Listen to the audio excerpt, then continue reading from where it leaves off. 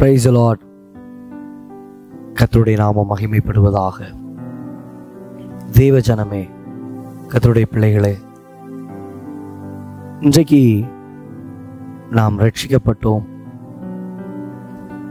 தேவனால் தெரிந்து கொள்ளப்பட்டோம்.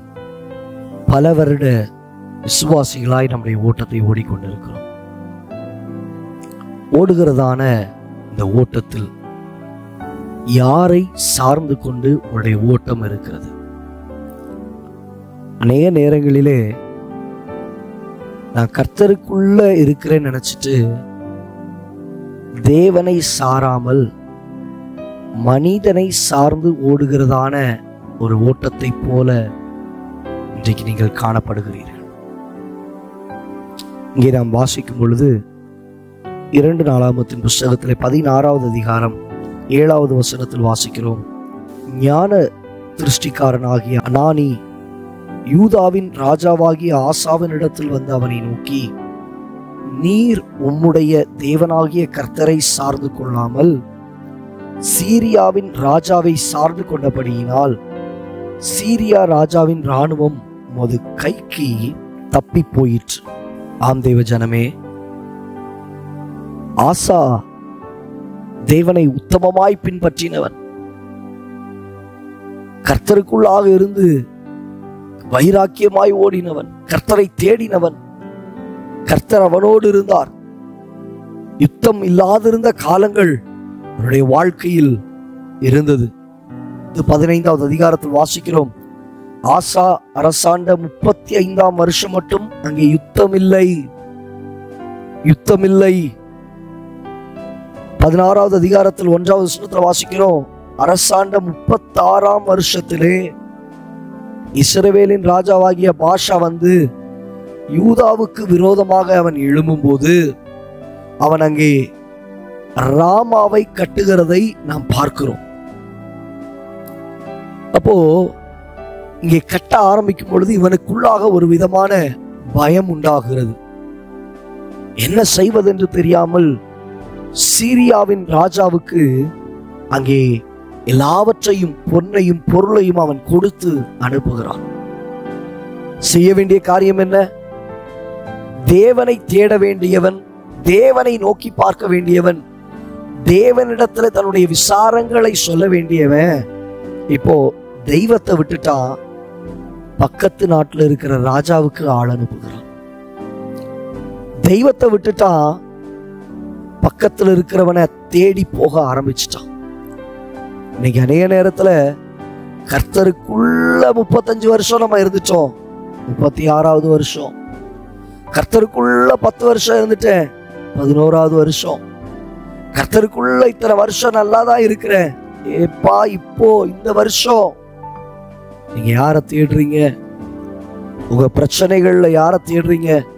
எத்தனையோ அக்கினியை கடந்து வந்தோம், எத்தனையோ தண்ணீர்களை கடந்து வந்தோம்.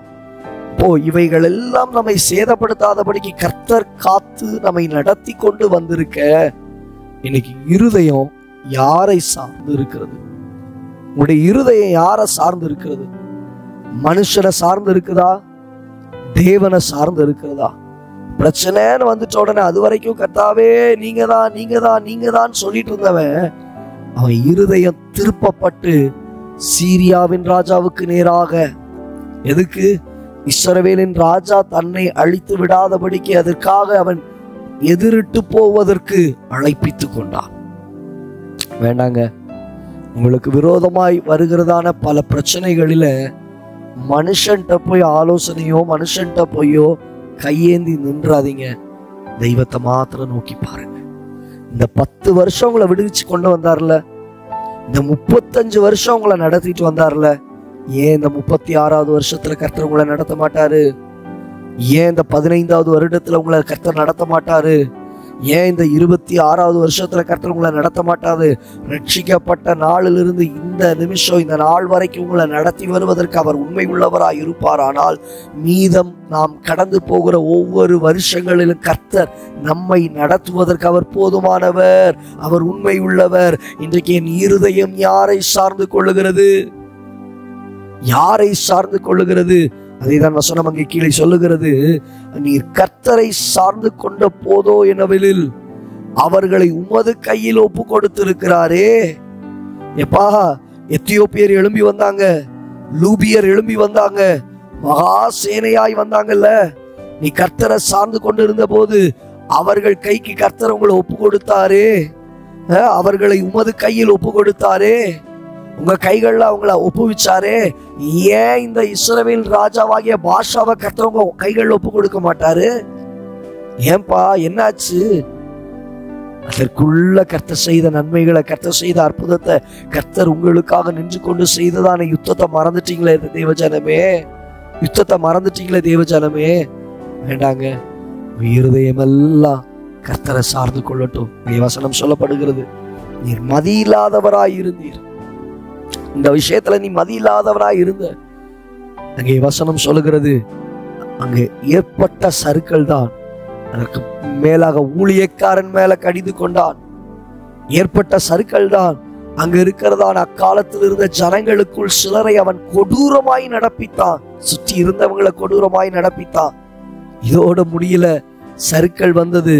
அங்கே வசனம் சொல்லுகிறது, 39ஆம் வருஷத்திலே தன் காலங்களில் அவன் வியாதி கண்டு நோவு அதிகமாக இருந்த நேரத்திலே வியாதியிலும் கர்த்தரை அல்ல, அடிக்கப்பட்ட பின்பும் கர்த்தர் அவன் தேடி இருப்பானா? கர்த்தர் நிச்சயமா எசேக்கியாவினுடைய வாழ்க்கையில நாட்களை கூட்டி கொடுத்திருக்கிறவர். இந்த ஆசாவனுடைய வாழ்க்கையில கர்த்தர் கண்டிப்பா கூட்டி கொடுத்திருப்பாரே. உத்தமமாய் பின்பற்றினதான ஆசா, கர்த்தரை தேடினதான ஒரு ஆசா.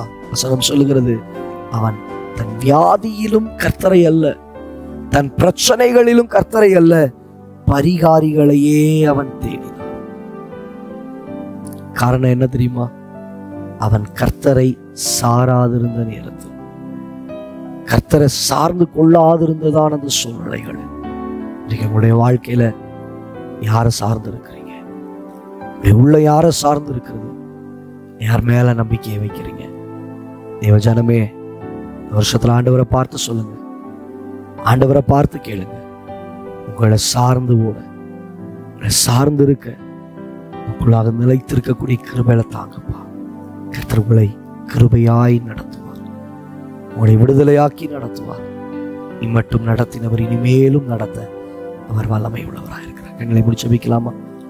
நல்ல தகப்பனே, இந்த வார்த்தைகளை கேட்டுக்கொண்டு இருக்கிற உங்களுடைய பிள்ளைகளுடைய வாழ்க்கையில் வசனம் சொல்லுகிற வார்த்தையின்படி அவன் கர்த்தரை சார்ந்து கொள்ளாமல் அப்படியாக இந்த ஜனத்தினுடைய வாழ்க்கையிலும் இருந்து விடாதபடிக்கு கர்த்தரை சார்ந்து கொள்ளுகிற ஒரு அனுபவம், தேவனை பற்றி கொள்ளுகிற இருதயத்தை உடைய பிள்ளைகளுக்கு தருவீராக.